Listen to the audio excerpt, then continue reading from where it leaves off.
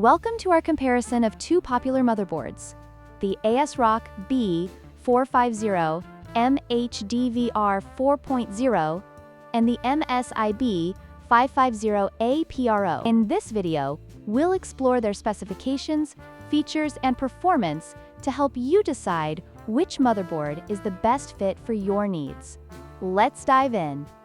The ASRock B450M-HDV 4.0 features the older B450 chipset, which limits its capabilities compared to the MSI B550-A PRO, which utilizes the modern B550 chipset. This allows for better performance and future-proofing, especially with PCIe 4.0 support.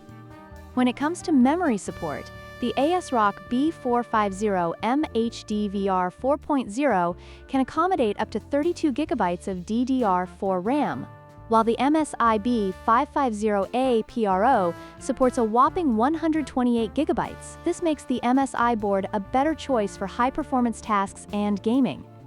The ASRock B450M-HDV 4.0 is priced at $79, making it an excellent budget option for those looking to build a simple PC. In contrast, the MSI B550-A PRO is priced at $145, reflecting its advanced features and capabilities, making it suitable for more demanding builds.